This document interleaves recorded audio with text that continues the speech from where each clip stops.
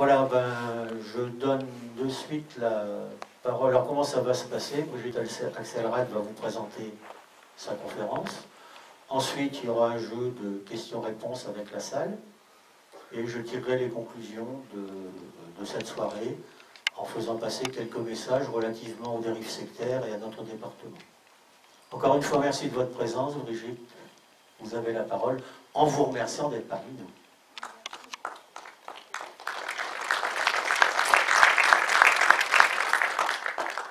Bien. Oui, ça marche. Oui, il faut le mettre tout près. Voilà. Eh bien, je remercie Monsieur Dubois de m'avoir invité aujourd'hui. Bien entendu, je vous remercie tous d'être là. J'espère vous apporter des informations qui vous seront utiles ou qui vous éclaireront sur ce phénomène un peu particulier, effectivement, des faux souvenirs induits par des psychothérapies, puisque en fait mon exposé s'intitule « Les ravages des faux souvenirs ou la mémoire manipulée en thérapie ». Alors, moi-même, je suis, comme peut-être vous l'avez vu sur le diaporama de M. Dubois, je suis professeur honoraire de philosophie et de psychosociologie. Je suis membre de l'Observatoire Zététique, qui est une association grenobloise, mais qui se développe énormément, association sceptique, et je suis membre de l'Association française pour l'information scientifique, qui est une association parisienne, qui édite tous les trimestres une revue dont M. Dubois vous a montré une découverture, dont il y a quelques exemplaires ici, qui est une revue qui s'appelle Science et Pseudosciences, en abrégé c'est SPS. Donc notre revue qui est faite entièrement par des bénévoles. L'association de même, AFIS, est une association qui fonctionne comme ça. Et moi-même, je suis membre du comité de rédaction de cette revue, donc je travaille régulièrement pour publier des articles, les écrire, les relire, les publier. Et entre autres, j'ai coordonné donc plusieurs numéros de Sciences et Pseudosciences, et en particulier un numéro qui peut-être vous intéressera à la suite de l'exposé que je vais faire, et qui s'intitule, dont le dossier s'intitule « La mémoire manipulée », et donc dossier qui comporte des articles qui complètent un petit peu l'information que je vais vous donner aujourd'hui. Donc si ça vous intéresse, j'en ai apporté quelques-uns, mais vous pouvez trouver aussi vous-même sur le site internet de l'AFIS. Donc je vous donnerai l'adresse. La possibilité soit de lire des articles qui sont en ligne, et aussi éventuellement vous abonner ou acheter des numéros spéciaux de la revue. Donc je pense que pour ma présentation c'est suffisant. Donc mon exposé s'intitule, comme je l'ai dit, « Les ravages des faux souvenirs ou la mémoire manipulée en thérapie ».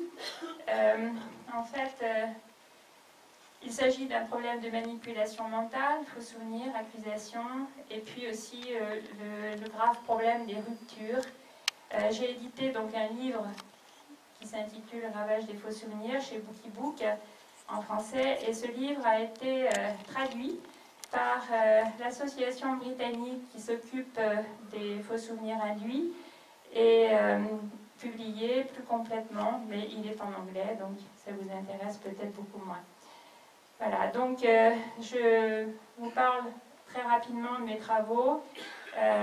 Donc en tant qu'observateur zététique et AFIS, j'ai publié pas mal de choses, et surtout 3 interviews qui sont majeures, à savoir une d'Elisabeth Loftus, qui est la grande spécialiste mondiale de la mémoire et des faux souvenirs, une interview de Richard McNally, qui est un professeur d'université qui lui-même est très spécialisé dans ce domaine, Scott Lilienfeld aussi, et puis des échanges avec des professeurs d'université francophones, donc français et belges, et je fais donc des conférences pour informer depuis 2008, un petit peu partout en France, donc celle d'aujourd'hui, et la dernière, bien sûr.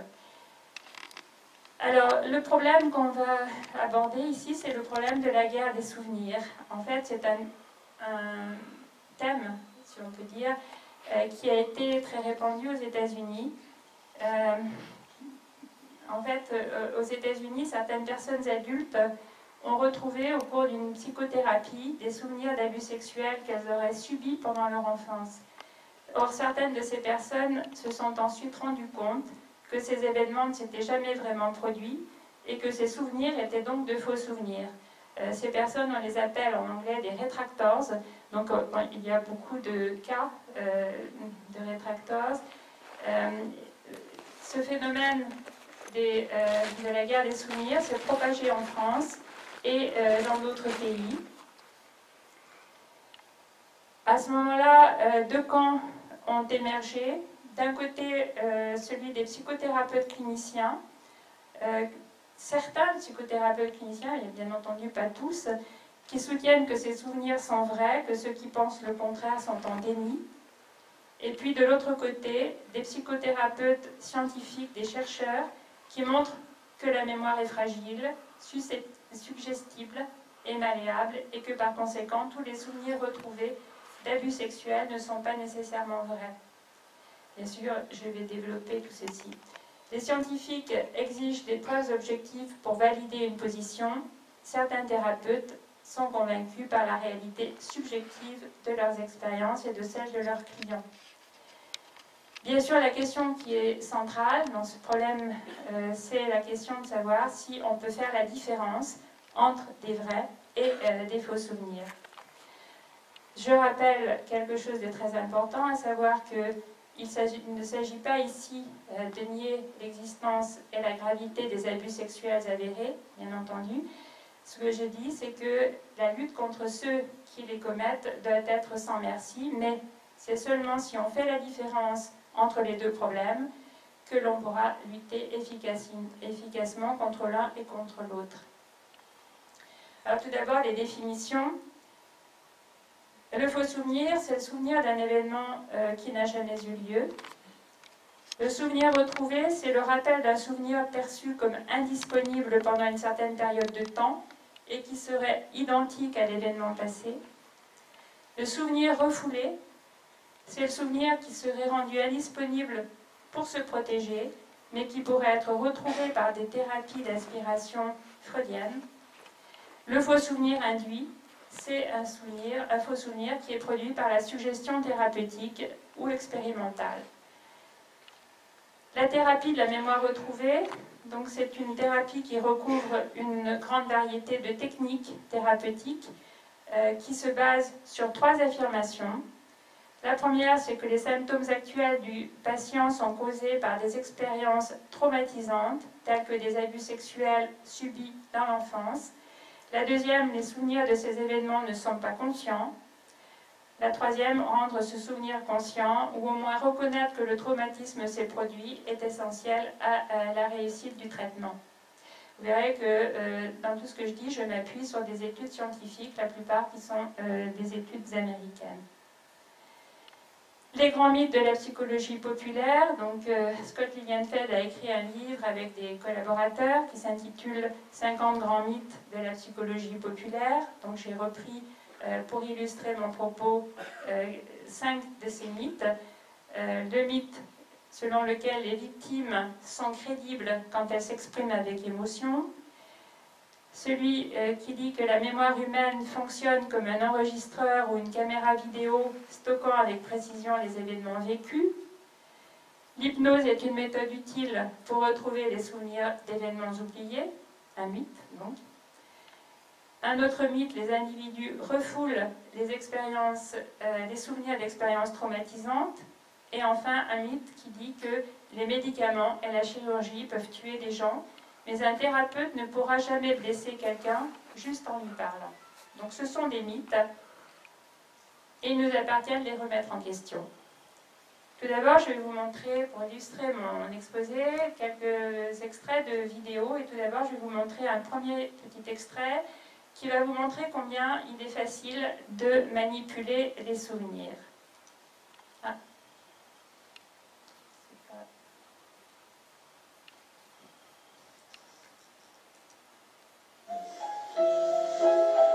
nous avons essayé, nous aussi, d'implanter un faux souvenir dans la tête de quelques spécimens avec lesquels nous avions tourné une séquence dans un cinéma.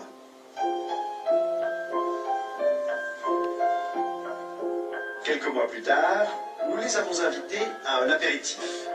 À cette occasion, nous leur avons raconté une fausse anecdote soi-disant survenue lors du tournage. Nous leur avons fait croire que Luna, une petite fille devenue notre complice pour l'occasion, était présente dans le cinéma ce jour-là. Moi, je me souviens de toi, Luna. Et qu'elle avait renversé du café sur le pantalon de Luigi. Tu t'en rappelles, toi aussi. Au cinéma, Vous étiez là, donc Luna nous servait des cafés, puis c'est avant qu'on tourne, quoi. c'était là. On renversait le truc. Pour bien implanter ce faux souvenir dans leur mémoire, nous avons utilisé une vraie photo du tournage et en y ajoutant la petite Luna. Durant l'été, nous avons envoyé ce photomontage parmi d'autres photos souvenirs à nos spécimens. À l'automne, nous leur avons demandé de nous raconter quelques anecdotes sur le tournage. La présence de la petite Luna allait-elle faire partie de ces souvenirs? Notre expérience a-t-elle marché? Quand je suis arrivée, elle devait être à la caisse, donc je l'ai juste aperçue. Elle était dans la cage à l'entrée, où il y avait les biscuits, où on servait les cafés. Hein. Mais après, je me rappelle vraiment pas. Caroline, elle, ne se souvient pas de la tache de café, mais elle garde un souvenir très précis de Luna. Alors, Luna, je me souviens plutôt comme une petite fille un peu timide. Je ne l'ai pas personnellement beaucoup côtoyée pendant cette journée-là. Je me souviens d'elle quand elle est entrée dans le cinéma. Et je me souviens d'elle parce qu'elle voulait se rendre utile en aidant à distribuer les cafés. Donc elle a été rejoindre Chloé dans la petite cuisine et à la cafetière. Et par la suite, je l'ai personnellement pas beaucoup vue, mais je me souviens d'un moment en fait où elle était un peu recroquevillée vers Chloé, un peu. Donc je l'ai sentie assez timide en fait. Et c'est l'image que j'en ai gardée d'elle. C'était une petite fille, visage un peu triste, en tout cas un peu fermé vers la machine à café. Durant cette interview, ce qu'on a essayé de faire avec vous, c'est de vous faire rappeler d'un souvenir qui est faux. Parce que la petite fille qui est sur cette photo, c'est une photo montage. C'est un photomontage. Il n'y a jamais eu de petite fille ce jour-là au cinéma. Je crois pas. On l'a inventée de toutes pièces, cette petite fille. Et peu à peu, vous êtes arrivé C'est à vous en hallucinant. Si c'est vrai, je tombe des nues et je me rends compte à quel point on est manipulé. Et là, ça me vexe un petit peu en fin de compte. Si c'est vraiment vrai, je ne sais plus trop où est la vérité de la fiction. Et je suis impressionnée de voir à quel point on peut croire à une histoire aussi facilement. C'est-à-dire que la manière dont ça a été discuté, qu'on en a reparlé, pour moi, ça avait vraiment eu lieu. Ça avait vraiment eu lieu. Même si je ne l'avais pas vu moi-même, et heureusement que je n'ai pas essayé de faire croire que je l'avais vu moi-même, parce que sinon je me sentirais encore plus mal. Mais c'est comme si vous vous en rappeliez de cette petite fille, ce jour-là. Complètement, tout à fait. Et j'ai vraiment l'impression, mais non, elle était là, je suis sûre qu'elle était là. Parce que je la revois vraiment vers la machine à café, donc j'ai vraiment cette image extrêmement présente à l'esprit. Donc j'ai de la peine à imaginer qu'elle puisse ne pas avoir été là ce jour-là. Pour vous, elle était là. Pour moi, elle était là. Comme Caroline, personne n'est à l'abri d'un faux souvenir. Et votre mémoire en est certainement pleine. Voilà. Donc je continue. Alors, bien sûr, les faux souvenirs. Alors, il y a tout d'abord les faux souvenirs inventés ou fabriqués. Naturellement, donc Jean Piaget, qui était un grand psychologue, raconte un faux souvenir qu'il a eu pendant une grande partie de sa vie, d'avoir été enlevé à l'âge de 2 ans, alors que cet événement n'avait jamais eu lieu, mais on lui avait simplement raconté cette histoire. Elisabeth Loftus, elle, a aussi écrit sur un faux souvenir qui était d'avoir découvert le corps de sa mère à 14 ans dans la piscine familiale, alors qu'en réalité, ce n'était pas elle du tout qui l'avait découvert. Voilà, donc elle dit, quand j'ai compris que ce souvenir était un faux souvenir. J'ai été extrêmement déçue parce que ce faux souvenir m'apportait une justification de tout le travail que j'avais fait jusque-là sur la mémoire et sur les souvenirs. Voilà, donc je passe maintenant. On peut avoir aussi des faux souvenirs par autosuggestion. Par exemple, c'était Franziska Schankowska qui se prenait pour Anna Anderson. En fait, la fille du tsar, Anastasia, qui toute sa vie a pensé qu'elle était la fille du tsar, et tout le monde autour d'elle l'a cru. Et à la fin de sa vie, on a découvert qu'en fait, ce n'était absolument pas vrai. Voilà, donc il y a des histoires, d'autres histoires de faux souvenirs qui montrent que la mémoire est très précaire. On peut avoir aussi des faux souvenirs par manipulation mentale au moyen de la suggestion. Donc ces faux souvenirs peuvent être reproduits par des interrogatoires répétitifs d'événements inexistants, par les thérapies de la mémoire retrouvée aussi, et puis on trouve aussi ceci dans la science-fiction, par exemple Inception, qui est un film, Eternal Sunshine of the Spotless Mind, aussi sont des films qui montrent comment il pourrait se faire qu'on implante des souvenirs faux dans l'esprit des gens. Alors je passe là. Donc il y a maintenant des faux souvenirs fabriqués. Elizabeth Loftus, dont je vous ai dit qu'elle était la grande spécialiste américaine du problème, a montré la facilité de suggérer des faux souvenirs par manipulation mentale. Elle les appelle des faux souvenirs enrichis, c'est-à-dire ce sont des souvenirs autobiographiques vrais dans lesquels on a introduit de faux souvenirs, et parmi ces faux souvenirs, certains sont vraisemblables et d'autres sont complètement invraisemblables. Elle a fait des expériences, donc il y en a beaucoup, mais je cite les principales: Perdu dans un centre commercial, Bugs Bunny à Disneyland, le voyage en ballon avec son père, je l'ai mis en gras parce qu'elle va, dans le petit extrait de vidéo que je vais vous passer tout à l'heure, expliquer, léché par Pluto, etc. Donc, je vais montrer cet extrait. La plupart des chercheurs actuellement dans le domaine de la mémoire considèrent effectivement que la mémoire, c'est un processus de construction.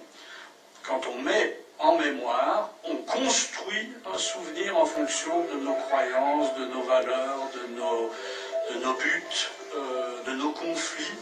Et de la même manière, quand on récupère un souvenir, on va récupérer ce qui correspond à nos buts, nos croyances, nos valeurs. Donc c'est vraiment un processus de construction.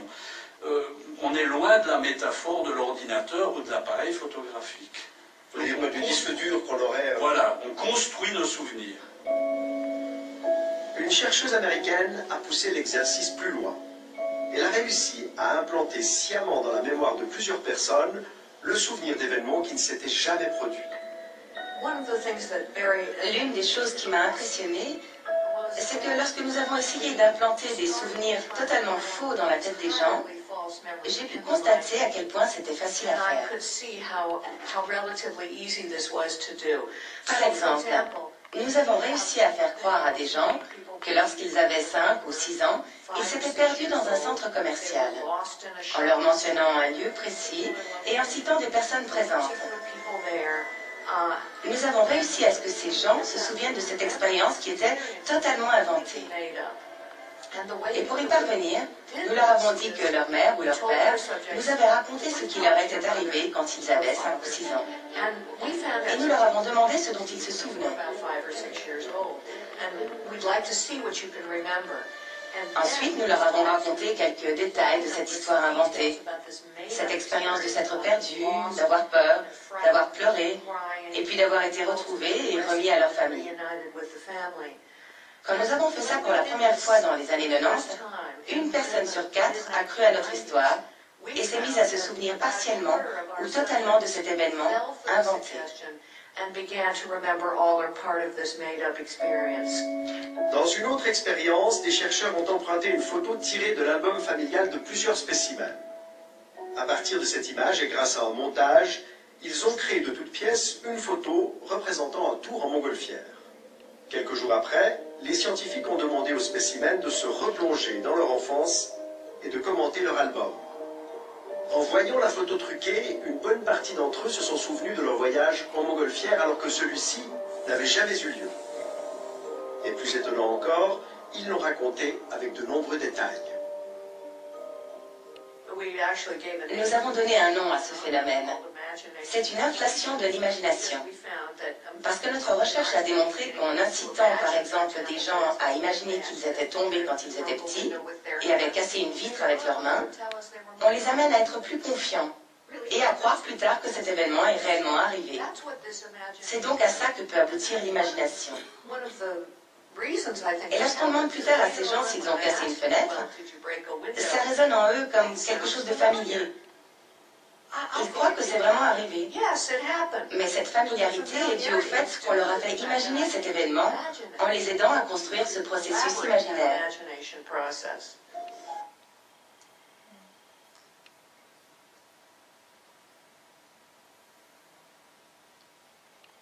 Voilà, donc la recette de la fabrication expérimentale d'un faux souvenir, donc par Elisabeth Loftus, c'est comment elle procède. Elle dit qu'il faut rendre l'événement plausible, c'est-à-dire recueillir auprès de la famille le récit d'événements véridiques et ajouter un événement inventé. Raconter plusieurs fois l'histoire, enrichie, embellie avec des détails sensoriels, ce qui produit une inflation de l'imagination. Nous utilisons les détails sensoriels comme indice de la réalité des souvenirs. Demander au sujet de raconter leur histoire plusieurs mois plus tard. Bien sûr, l'éthique interdit de faire des expériences sur des problèmes importants. Aucune expérience n'a pu être faite non plus sur le processus mental de déconditionnement par lequel on prend conscience de la fausseté d'un souvenir. Une expérience donc Elisabeth Loftus a faite, avoir rencontré Bugs Bunny à Disneyland, c'est simple, une expérience toute simple, elle insère dans une affiche l'image de Bugs Bunny, et puis au bout de quelques mois, elle obtient le Bunny Effect, à savoir que plus de 60% des personnes adultes qui ont été testées, qui sont allées à Disneyland, se rappellent y avoir serré la main de Bugs Bunny, 50% l'avoir serré dans leurs bras, 69% lui avoir touché l'oreille, alors que ce souvenir est impossible puisque Bugs Bunny appartient à la Warner Bros. Et pas du tout à Disney. La fragilité de la mémoire et la distorsion des souvenirs. Donc cette fragilité peut avoir des conséquences très importantes, à savoir les possibilités de la manipulation de la mémoire par suggestion, particulièrement au cours d'une psychothérapie. Et ceci donc entraîne des accusations et des erreurs judiciaires qui sont causées par des témoignages erronés ou même de faux aveux. Pour la question des faux aveux, il y a une expérience qui a été faite récemment par une équipe d'une jeune américaine et britannique, donc américaine-britannique. Les aveux ne sont pas toujours vrais. C'est l'expérience de Julia Shaw et Stephen Porter. Les modalités, 60 sujets innocents de 20 à 31 ans, 3 séances de 40 minutes, suggestion mais pas de pression. Les résultats, 76% de ces personnes ont avoué un délit qu'ils n'avaient pas commis, avec des souvenirs et des récits très vifs et détaillés. Aucun trait de personnalité particulière des sujets n'a pu être relevé. Des conclusions de Julia Shaw, elle dit « Nous pensions que nous aurions un taux de réussite d'environ 30%, alors que nous avons fini par en avoir plus de 70%. » Bien entendu, à la fin de l'expérience, on fait un débriefing. Au début, difficulté des sujets à admettre que c'est un faux souvenir, et grâce au débriefing, les gens en prennent conscience, les sujets en prennent conscience. Les techniques peuvent-elles différencier un vrai d'un faux souvenir? Bien sûr, c'est un problème fondamental. Elisabeth Loftus dit que c'est un des plus grands défis de la recherche sur la mémoire humaine. Au cours des dernières décennies, les scientifiques cognitifs se sont tournés vers la neuroscience dans l'espoir d'apprendre ce que le cerveau peut révéler sur la mémoire et la cognition. On a utilisé des techniques de neuroimagerie, donc je passe sur le détail. Mais les chercheurs disent, à notre connaissance, personne n'a développé une procédure neurophysiologique qui peut être utilisée pour prédire si un souvenir est vrai ou faux. Nous considérons cela comme une orientation importante pour la recherche future. Alors, est-ce qu'on peut différencier les vrais et les faux souvenirs? Problème crucial. Oui, si on peut vérifier que l'événement remémoré s'est réellement produit, c'est-à-dire grâce à des témoignages, des examens cliniques, la présence de traces, ADN, tout ce qui constitue la corroboration ou confirmation indépendante du récit lui-même. mais non pour la majeure partie des souvenirs retrouvés en thérapie qui n'avaient jamais existé jusque-là et qui portent sur des événements qui se sont passés 20 à 30 ans auparavant. Les critères invoqués de clarté, précision, vivacité, émotion qui accompagnent le récit ne sont pas des critères probants. Un faux souvenir peut être aussi clair, précis, vif, émotionnel qu'un vrai. Le problème, donc, ce n'est pas que tous les souvenirs induits ou retrouvés soient faux. Le problème est que la probabilité qu'ils soient faux n'est pas négligeable et qu'il n'y a aucun moyen de le vérifier en dehors d'une confirmation extérieure. Autre petit extrait que je vous présente à ce sujet, donc Elisabeth Loftus se posant la question, répondant à la question, peut-on différencier vrai et faux souvenir? Comme Caroline, personne n'est à l'abri d'un faux souvenir, et votre mémoire en est certainement pleine. Vous pouvez donc vous demander comment faire pour distinguer un souvenir réellement vécu d'un souvenir inventé.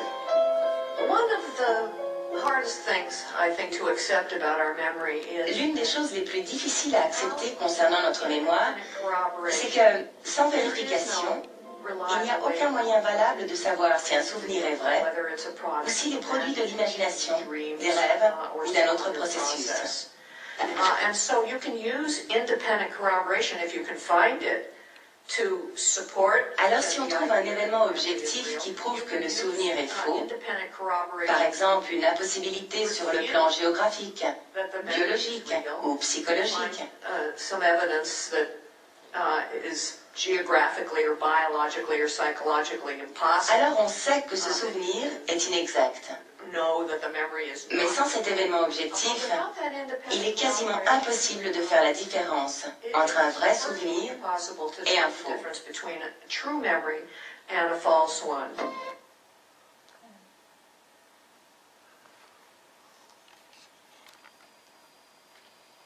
Voilà, donc les faux souvenirs induits par les thérapies de la mémoire retrouvée. Pourquoi et comment rechercher des souvenirs en thérapie? Alors, ceci s'explique par le fait qu'en 1890 est né un mythe psychiatrique, à savoir l'idée du souvenir oublié comme cause des troubles psychiques. La suggestion hypnotique déclencherait, dit-on, la remémoration de l'événement traumatique oublié. 1895-1908, Breuer et Freud pensent que forcer la mémoire à retrouver la réminiscence inconsciente, puis le souvenir refoulé, va permettre à un individu de guérir de ces problèmes, au moyen d'hypnose ou de toute autre technique suggestive apparentée, telle que l'imposition des mains, l'écriture ou la parole automatique, le rêve éveillé, puis les associations libres.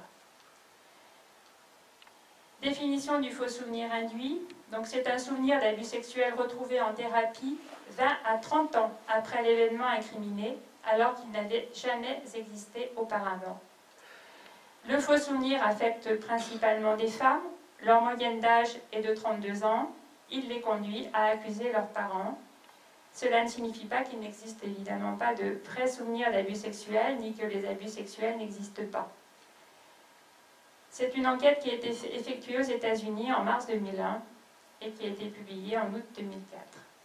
Le phénomène des faux souvenirs se répand aux États-Unis à partir des années 80-90, puis il a envahi plusieurs pays. Dès son apparition, il sera étudié par Elisabeth Loftus, Richard McNally, Daniel Schachter, Nicolas Panos, Eric Kandel. 2 livres importants. 1988, le livre d'Elisabeth Loftus, Le mythe des souvenirs refoulés. Et 2003, le livre de Richard McNally.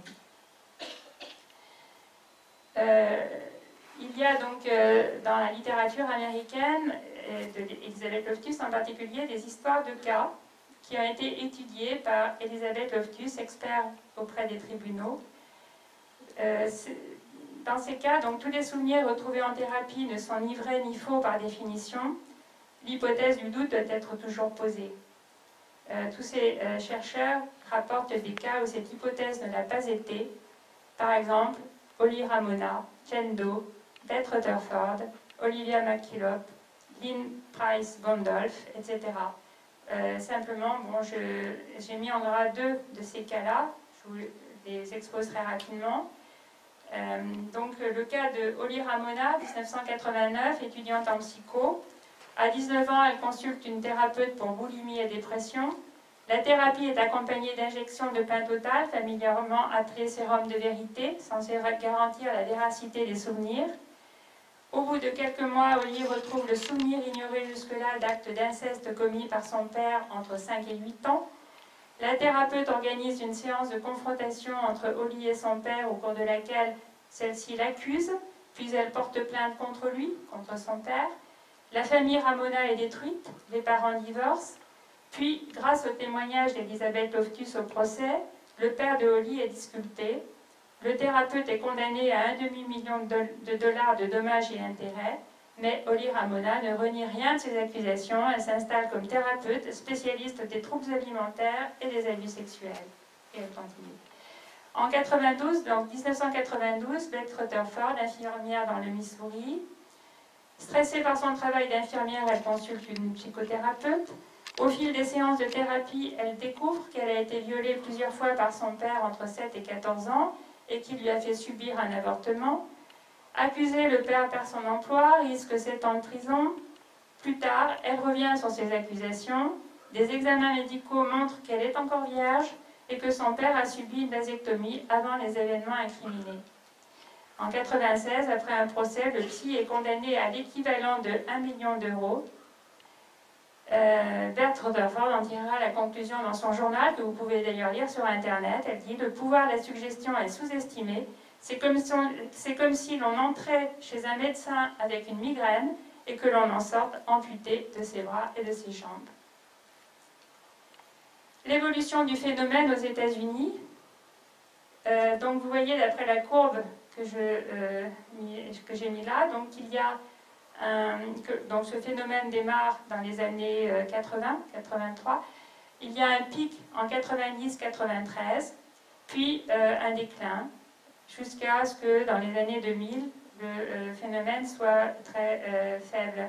Mais bien entendu, les problèmes posés par le phénomène des faux souvenirs subsistent au-delà de ces années-là, et il existe encore, d'ailleurs, on va le voir tout à l'heure.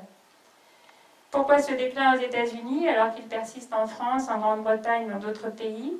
Eh bien, grâce à la création d'une association, la False Memory Syndrome Foundation, en 1992 à Philadelphie.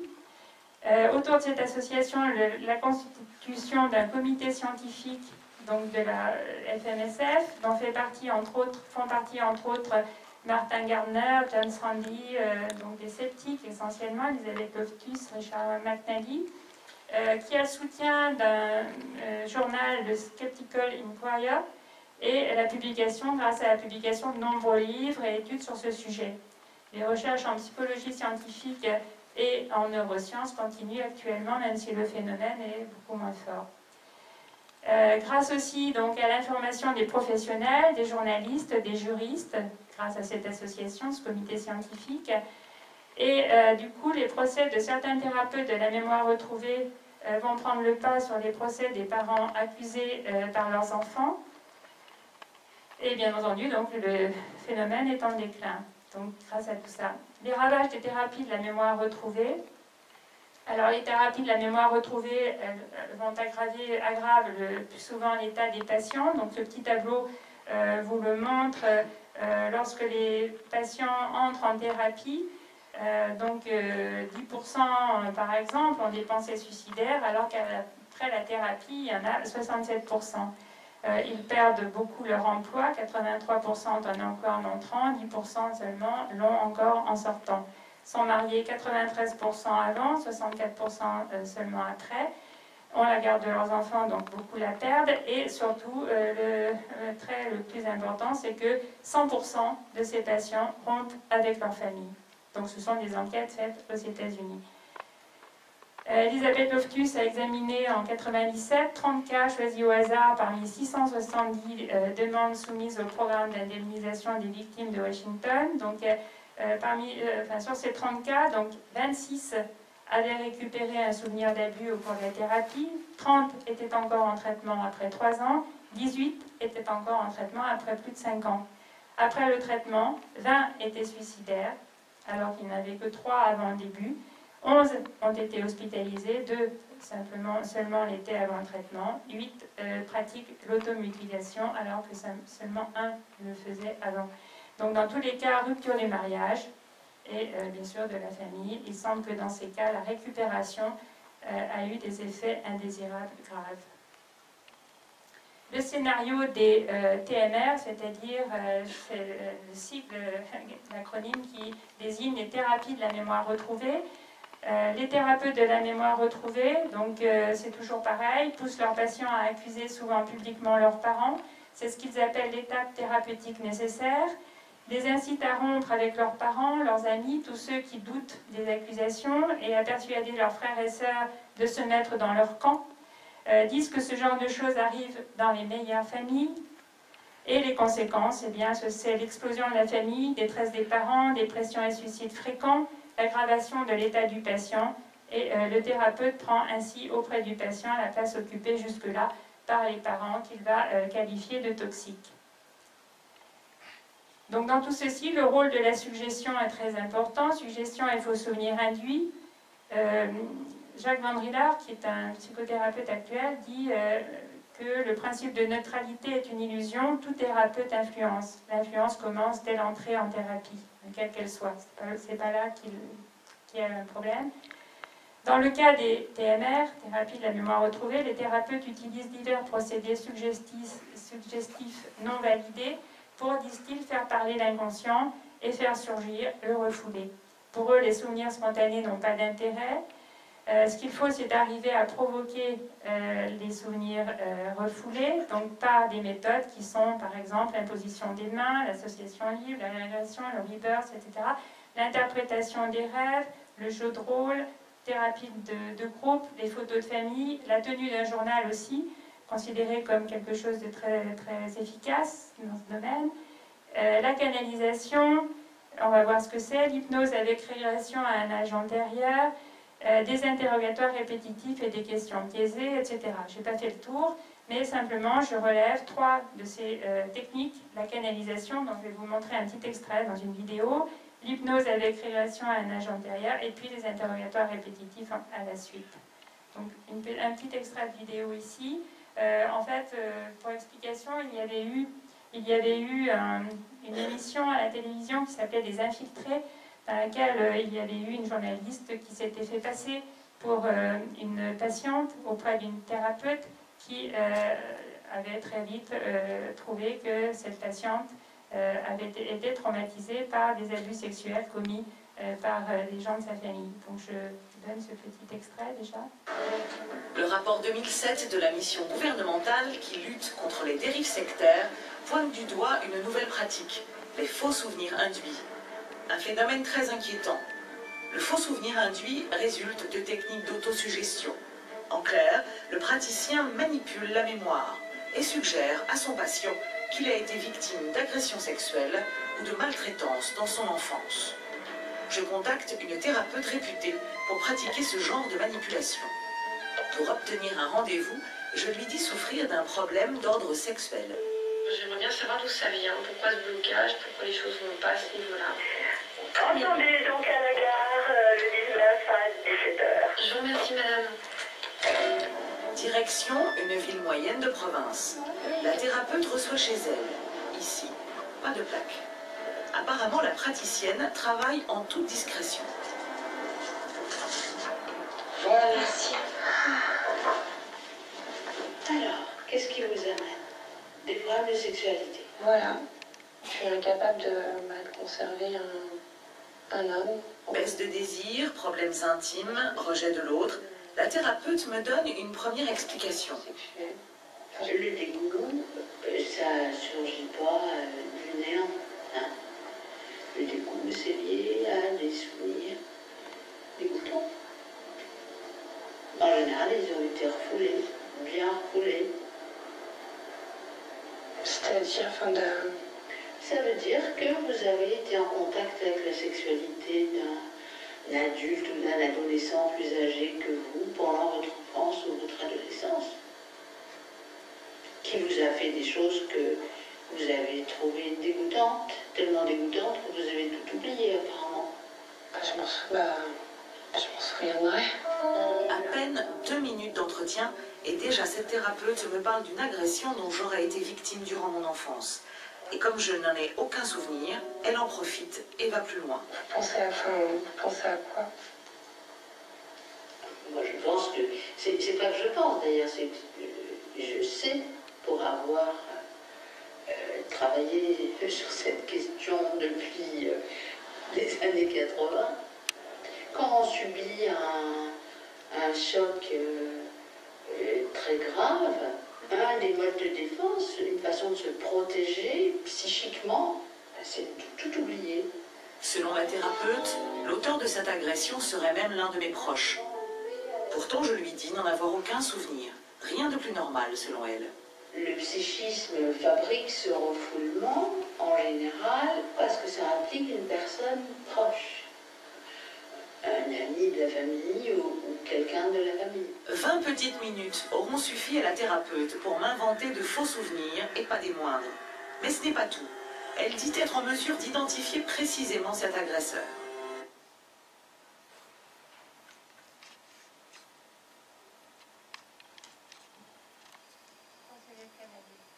Procédé de canalisation. Dernière étape, elle va tenter de lire en moi. On peut terminer cette première séance par un travail de canalisation. Je m'assois à côté de vous avec un bloc et votre inconscient va me transmettre des informations. C'est comme si vous me parliez à haute voix, sauf que vous dites rien, vous êtes détendu. Et je reçois ces informations et je les note. Hein? Donc ça permet de gagner du temps quand les souvenirs sont refoulés. Soyez prête éventuellement à apprendre des choses qui ne sont pas forcément plaisantes. Je pense que vous êtes venu de Paris pour ça éventuellement. La thérapeute vient donc s'asseoir à mes côtés. Hein? Vous asseyez là. Asseyez-vous au fond là. On va laisser votre inconscience exprimer. D'accord. Sur le sujet. D'accord. Baillez, détendez-vous. Et puis, quand vous vous sentirez plus détendu, vous pouvez mettre votre main gauche sur mon épaule. C'est parti. La main de la thérapeute écrit ce que je suis censée penser. En moins de 5 minutes, elle a déjà décodé ce que soi-disant mon cerveau lui a envoyé comme information. Ça commence très clairement. Il y a un viol dans ce moulin. Je ne sais par qui, je ne sais comment. Je dors. Je me suis endormie l'après-midi. Est-ce lui, mon grand-père? Ça me terrifie de le savoir, je ne veux pas. Expirez. Après 45 minutes de consultation, le coup de grâce. La thérapeute veut me faire croire que le violeur serait mon grand-père. Là encore, je lui dis n'en avoir aucun souvenir. Mais visiblement, ça ne la dérange pas. Elle persiste. Je m'en souviens pas. Ça aurait été avec quel âge?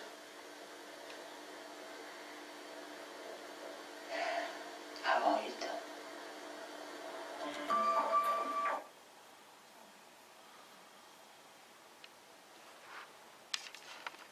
Alors, donc le deuxième procédé dont je voulais vous parler davantage, c'est la traite d'hypnose chez les patients et les thérapeutes.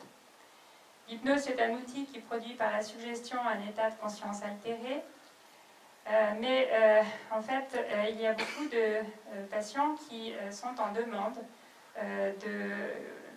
auprès des thérapeutes, des hypnothérapeutes, en demande de retrouver des souvenirs de leur enfance.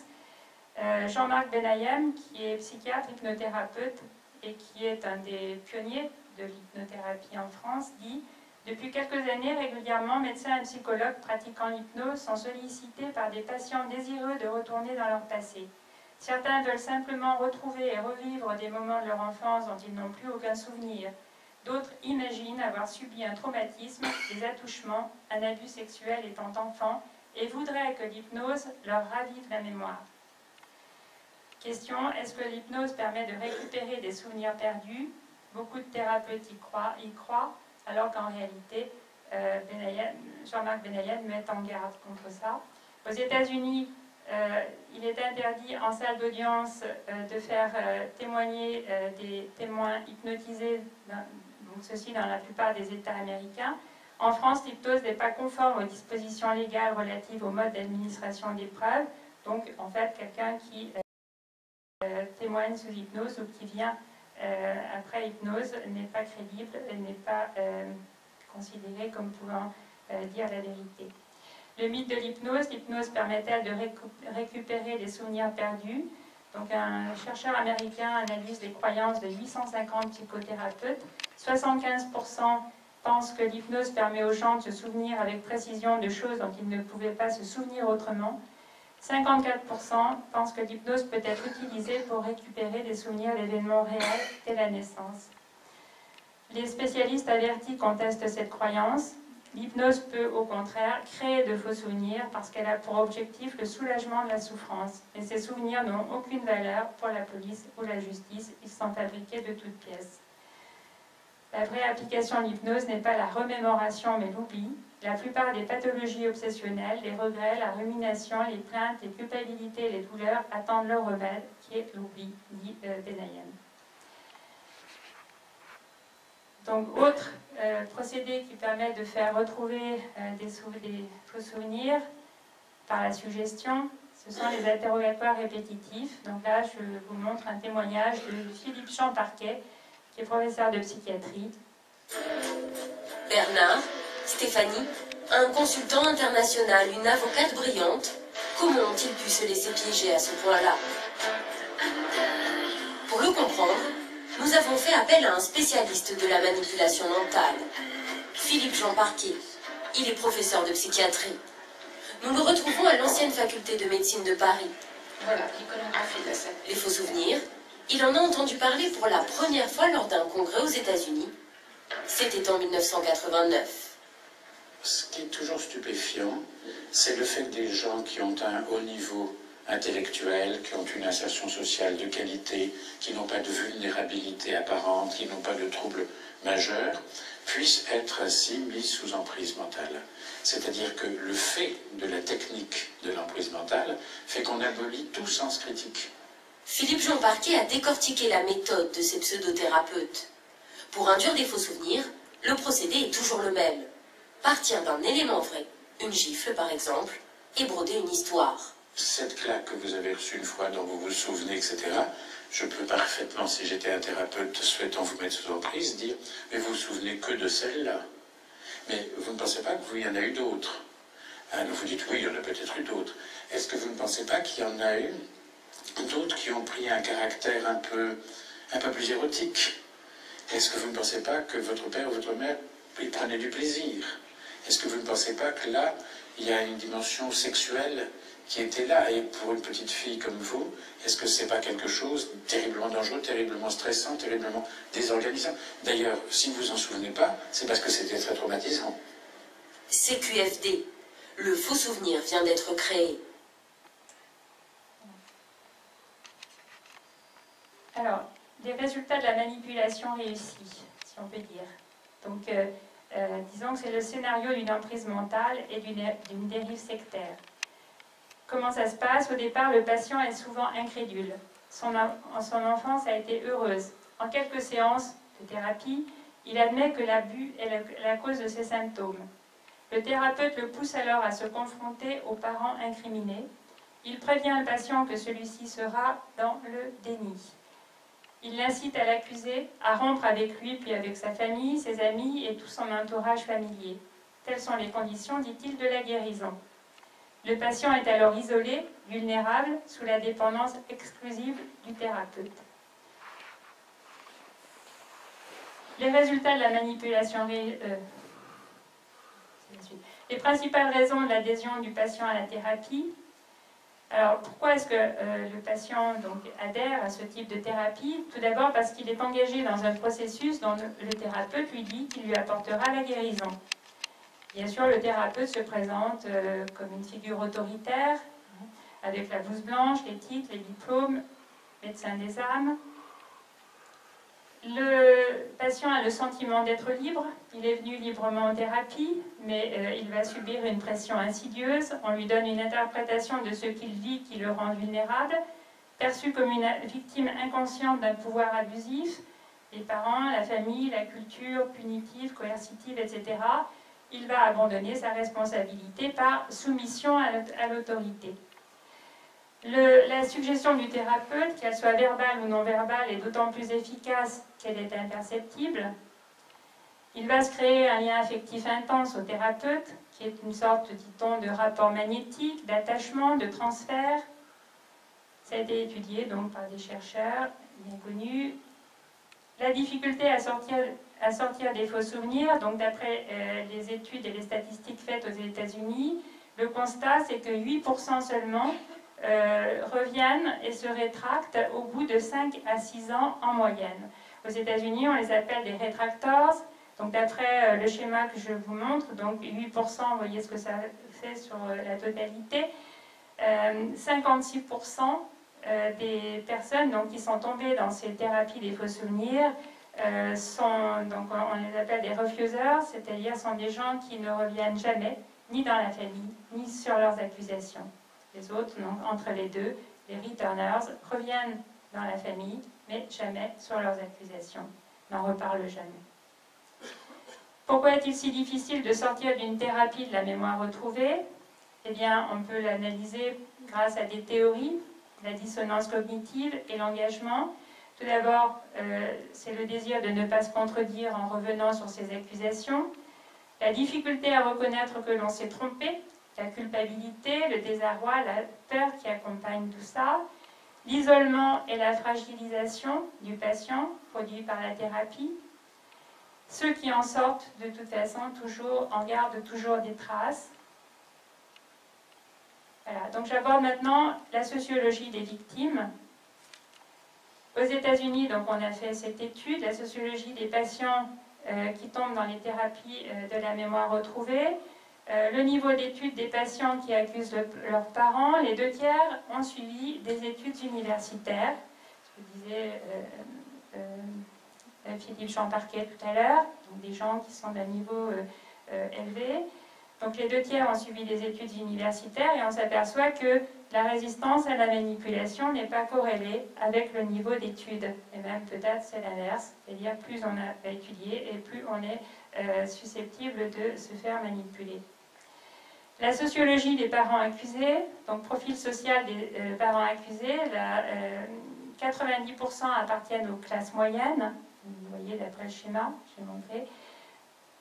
Donc en fait 90% sont des employés, cadres, enseignants, professions libérales, etc. Les personnes accusées, d'après les études faites, donc les résultats obtenus à partir de 1731 réponses sur 4400 questionnaires envoyés par la FMSF à ses adhérents. Donc le père est accusé à 82%, la mère à 9,6%, mais la plupart du temps, elle est accusée de complicité, d'avoir donc laissé faire. Cette enquête donc, a été effectuée en mars 2001 et publiée en août 2004. L'ampleur du phénomène des faux souvenirs induits, donc il s'est répandu dans les pays anglo-saxons, au Canada, Grande-Bretagne, mais aussi en France, en Hollande, en Allemagne, au Japon, en Israël. Un chercheur américain, Mark Pendergrast, a calculé que 1 million de cas par an étaient apparus aux États-Unis de 1991 à 1993. Donc il dit ça dans un chapitre de son livre. Le problème, c'est qu'en France, on ne fait aucune statistique, alors que ce phénomène est très, très, très répandu. On en parle très peu et on ne fait pas de statistiques. Voilà, c'est le livre de Mark Pendergrast que je vous montre. En France, il y a encore peu de recherches sur ce sujet, aucune statistique malgré le nombre important de cas.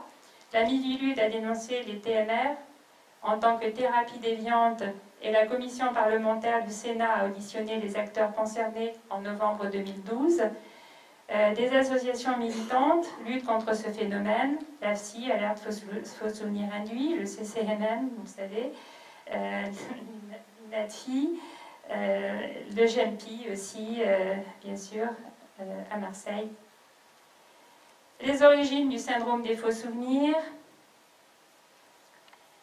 Alors, donc la première origine de ce syndrome des faux souvenirs, c'est l'impact culturel de la pensée freudienne dans les sociétés occidentales et chez les thérapeutes.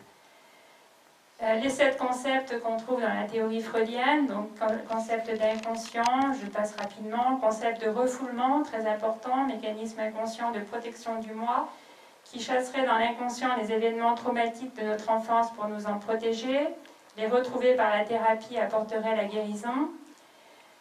Le déterminisme psychique, l'enfance, qui déterminera tout ce que nous deviendrons ultérieurement, la sexualité infantile, donc au centre de toutes les névroses, le déni, donc le refus d'une partie de la réalité pour se protéger. Tous ceux qui ne croient pas au refoulement seraient en déni. Et puis la fièvre de l'interprétation, tout a un sens à l'intérieur de la théorie. Les 2 théories donc, qui ont été élaborées par Freud, donc la théorie de la séduction, c'est, dit-il, une idée qui n'a pas marché. La séduction pour un enfant, c'est subir des avances ou des manœuvres sexuelles de la part d'un adulte. De 1895 à 1897, Freud dit qu'il considère comme vrai tous les récits de scènes de séduction de ses patientes. En réalité, il dira plus tard qu'il n'avait que 3 patientes et que ces récits n'étaient pas spontanés mais suggérés et extorqués sous une certaine pression. En 1897, il abandonne sa théorie. Il dit qu'elle est inefficace, qu'il a commis par naïveté une erreur en croyant les récits de ses patientes. C'est ce qu'il écrit dans une lettre à son ami Chris. Et il passe à une deuxième théorie qui est la théorie du complexe d'Oedipe et du fantasme. À partir de 1900, Freud considère les abus sexuels comme imaginaires et les récits de ses patients comme des fabulations. Et il élabore le complexe d'Oedipe, à savoir que les patientes auraient, en tant qu'enfants, désiré inconsciemment des relations incestueuses avec leur père et ce désir aurait été refoulé. Tous les troubles dits psychonévrotiques résulteraient d'expériences sexuelles réelles ou fantasmées refoulées. Alors, bien sûr, question qu'on peut poser, séduction au fantasme oedipien, mais ce qu'on peut dire, c'est que du point de vue scientifique, ce sont 2 théories aussi spéculatives, arbitraires, invérifiables l'une que l'autre. On n'a jamais réussi à prouver quoi que ce soit de l'existence du refoulement.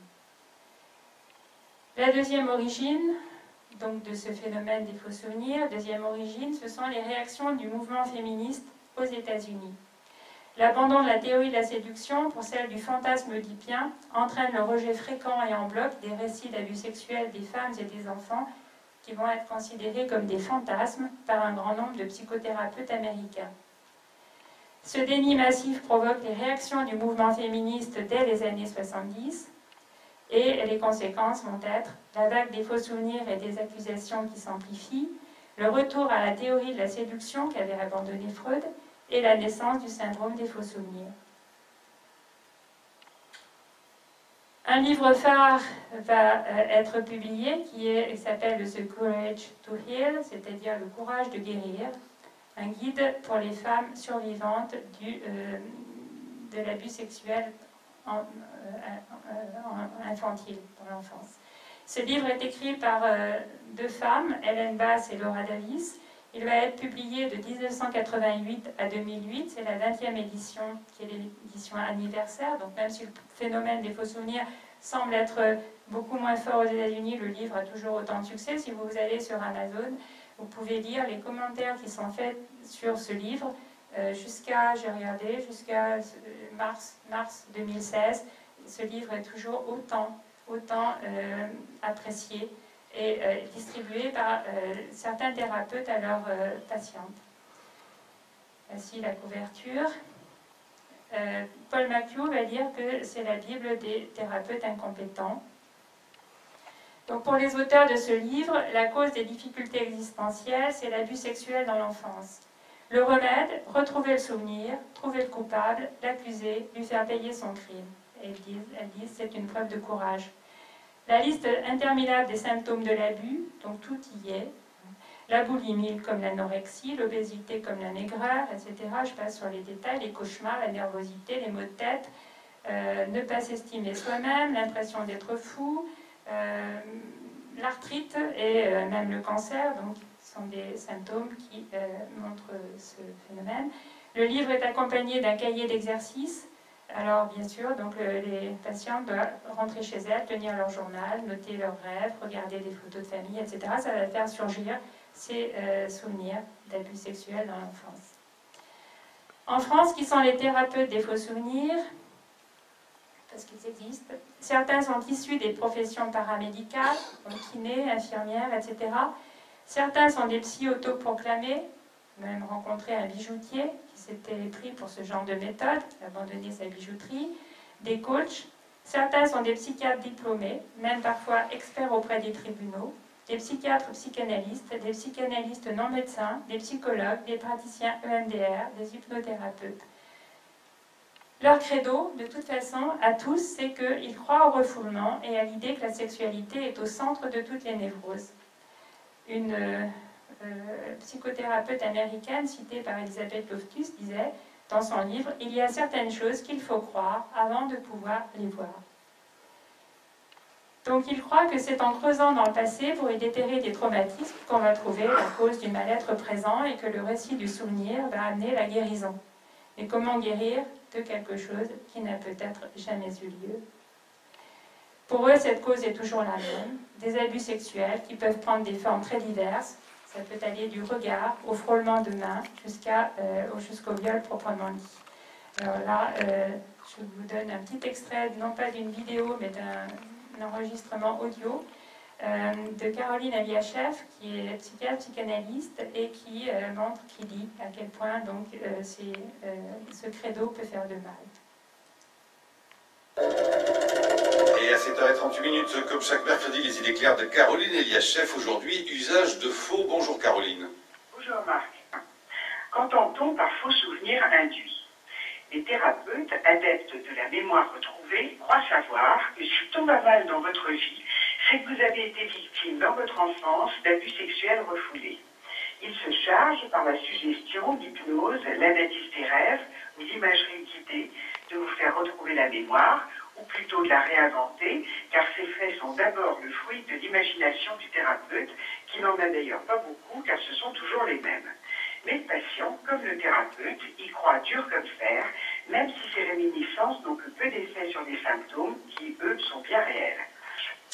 Merci Caroline Eliachev. Votre chronique Les idées claires à retrouver sur franceculture.fr. Alors, l'attitude des thérapeutes des TMR face aux souvenirs retrouvés en thérapie. Donc, on peut distinguer trois attitudes. Certains thérapeutes supposent simplement que les souvenirs retrouvés sont vrais sans nécessité de confirmation indépendante et de preuve. D'autres thérapeutes mettent de côté la question d'exactitude des faits. Ce qui importe, c'est que les souvenirs soient vrais pour lui, le patient, ou pour elle. Fredrickson dit que ce dont on se souvient soit inventé ou réel n'est pas la question au début du processus. Cela peut être décidé ultérieurement. Une fois que les choses sont lancées, c'est difficile. D'autres encore s'abstiennent de douter ou de critiquer pour créer, disent-ils, un environnement thérapeutique favorable au soutien du patient et à son acceptation de la thérapie. Le débat autour du refoulement et de la mémoire. Donc les caractéristiques de la mémoire. Notre mémoire nous donne notre identité personnelle, nous la sollicitons à tout moment dans nos actions, nos relations à autrui. L'oubli ordinaire est une fonction naturelle de la mémoire, qui nous permet de nous adapter et d'agir dans le présent.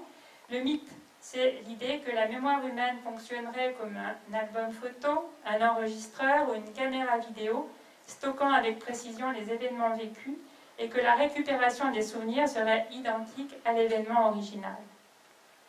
Le processus reconstructif de la mémoire, nos souvenirs, donc Elisabeth Loftus dit, nos souvenirs sont constructifs et reconstructifs, ils fonctionnent un peu comme une page de Wikipédia, vous pouvez les changer, mais d'autres peuvent le faire aussi.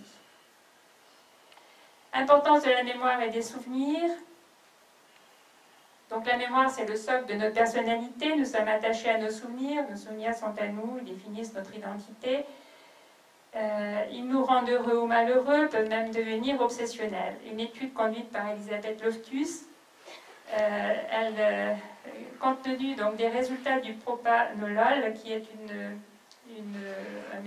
un médicament qu'on utilise sur la réduction du stress post-traumatique, elle se demandait quelle est la proportion des gens connaissant cet effet, qui accepteront qu'on leur administre cette drogue après un traumatisme, ou au moins qu'on leur en donne le choix. Et le résultat est surprenant, 80% des sujets interrogés le refusent. Ils craignent qu'on efface leurs souvenirs et qu'on les prive de leur mémoire. Donc la mémoire, c'est très important. Voilà. Donc le débat à propos des souvenirs d'enfance. Selon les partisans des TMR, tous les événements de l'enfance seraient mémorisés avec exactitude, mais l'inconscient les rendrait temporairement inaccessibles. Pour eux, l'oubli n'existe pas, seul le refoulement existe. Dans la thérapie, on récupère ce qu'on a refoulé. Selon les sciences cognitives, il y a amnésie infantile jusqu'à l'âge de 3 à 4 ans environ, due à la lente maturation neuronale, notamment de l'hippocampe, nécessaire à la mémorisation. Après l'âge de 3 à 4 ans, les expériences traumatisantes ne sont pas oubliées, elles deviennent même souvent obsessionnelles. Ce sont ce qu'on appelle des souvenirs flash. Pierre Janet disait « Certains événements laissent des souvenirs indélébiles et pénibles qui reviennent sans cesse et tourmentent la victime jour et nuit. » Le débat à propos du refoulement, donc d'après la conception freudienne, nous refoulons les souvenirs des événements traumatiques pour nous en protéger. Ceux-ci resteraient intacts dans notre inconscient. La thérapie les réveillerait sans les déformer. Cette idée est répandue par d'innombrables romans et films et elle est passée dans la pensée commune. La conception des sciences cognitives, donc Loftus, McNally, en général, les émotions fortes renforcent les souvenirs. Nous les gardons en mémoire pour ne plus refaire les mêmes expériences. Selon donc Loftus, McNally, Lilienfeld, le refoulement n'est basé sur aucune preuve empirique. C'est une croyance, un mythe sans fondement scientifique. Richard McNally écrit, donc j'ai publié dans le dossier La mémoire manipulée, il dit « La notion que l'on peut être gravement traumatisé et totalement ignorant d'avoir été traumatisé grâce au refoulement est un morceau de folklore dénué de tout fondement scientifique convaincant. » La guerre des souvenirs est-elle finie? Donc, question qu'on peut se poser à propos des États-Unis. En 2013, Laurence Pattis, Elisabeth Loftus, Scott Lilienfeld ont fait une étude sur 1376 participants, dont des psychologues expérimentaux, des psychologues cliniciens, des étudiants en premier cycle en psychologie et le grand public. Et cette étude montre que ce phénomène des faux souvenirs n'est pas du tout fini. Par exemple, parmi les psychologues cliniciens praticiens, 60,3% croient encore au refoulement des souvenirs traumatiques. Donc 43,1% pensent que les souvenirs refoulés peuvent être retrouvés en thérapie. Ceci est encore plus fort parmi les thérapeutes alternatifs, PNL, thérapie familiale, etc. Par exemple, ceux qui pratiquent la PNL pensent à 89-90% qu'on refoule des souvenirs traumatiques et à 74% qu'on peut les retrouver en thérapie. Donc, je passe sur la suite du tableau. Parmi le grand public, 83,9% des gens pensent que les souvenirs peuvent être refoulés, les souvenirs traumatiques peuvent être refoulés, et 77,7% pensent qu'on peut les retrouver en thérapie. Donc, conclusion, en dépit des études scientifiques, le pourcentage des praticiens qui croient au refoulement n'a pas changé de 1994 à 2013, ce qui est démontré par les études faites. Donc là, c'est un problème qui est supplémentaire, à savoir, il y a eu un débat sur l'allongement du délai de prescription, à savoir un projet de loi qui avait été déposé par des sénatrices et qui demandait à ce qu'on allonge le délai de prescription de façon à ce que des femmes patientes qui retrouvaient des souvenirs d'abus sexuels, par exemple, dont elles ne s'étaient jamais souvenues jusque-là, si elles les retrouvaient par exemple à l'âge de 50 ans, est-ce qu'il fallait rendre possible la mise en accusation de leurs parents. Donc nous avons publié à la FIS, Association française pour l'information scientifique, un communiqué par lequel nous avons essayé de montrer que, en fait, sur la base des notions non validées scientifiquement de refoulement, d'amnésie dissociative traumatique, de mémoire traumatique ou encore de mémoire du corps, donc je reprends, des sénatrices ont proposé en 2014 que le délai de prescription soit prolongé de 30 ans après la majorité légale afin de permettre d'engager des poursuites judiciaires. États-Unis, David Holmes, dit « Le refoulement, même rebaptisé, reste le refoulement et l'absence de preuves s'applique à tous les synonymes. » Donc la FIS a publié en novembre 2014 un communiqué qui attire l'attention des députés sur un texte de loi qui ne tient pas compte de la connaissance scientifique accumulée en termes de mémoire et de souvenirs enfouis, et qui, au nom de bonnes intentions, pourrait en réalité avoir des conséquences dramatiques pour des personnes innocentes et leurs familles. La FIS reprend à son compte la conclusion énoncée par le professeur Scott Lilienfeld. Nous devons nous tourner vers des données bien établies, pas vers des intuitions viscérales. Nous devons distinguer les faits scientifiques de la fiction scientifique. Donc ce projet de loi a été finalement repoussé. Je vous propose maintenant un petit extrait de vidéo d'une psychanalyste qui nous dit ce qu'elle donne sa pensée à propos des faux souvenirs induits. Cet inconscient, il n'est pas donc connaissable. Ce qu'on en connaît, c'est justement par le travail analytique, c'est ce qui va pouvoir surgir. Mais ce qu'il y a d'intéressant, c'est que quelquefois, ce ne sont même pas des souvenirs qu'il faut retrouver. C'est quelquefois une absence totale, quelque chose qui ne s'est pas passé. Et ça, c'est très intéressant, parce qu'on peut créer dans l'analyse des choses qui ne se sont pas passées. Parce qu'il y a toute une construction qui se fait entre l'analyste et le patient. On peut découvrir des choses qui n'ont jamais existé. On peut faire exister des choses qui n'ont jamais existé.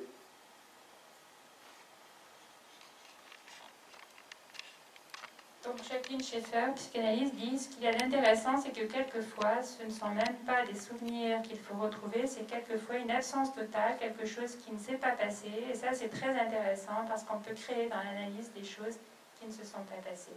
Le problème, c'est que ça peut aboutir à une mise en accusation de personnes innocentes et à la destruction de familles.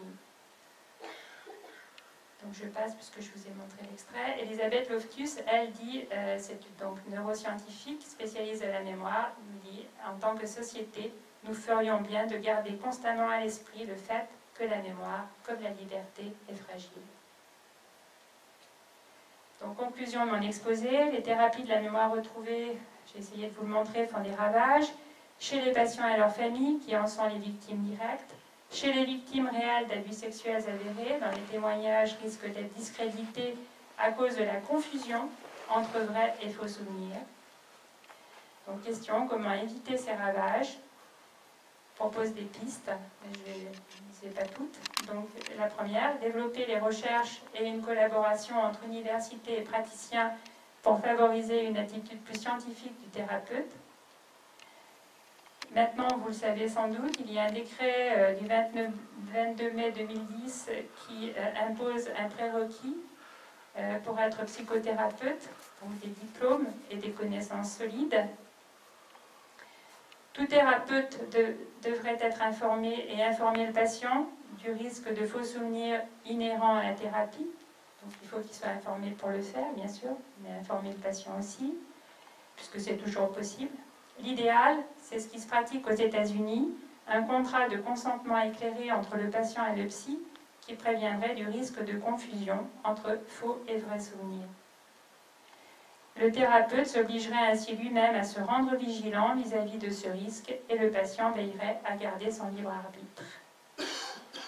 Et puis enfin, donc, deuxième piste, donner une formation plus scientifique aux avocats et aux juges, afin qu'ils sachent faire la différence quand ils ont un procès devant eux. Voilà, merci de votre attention. J'ai fini.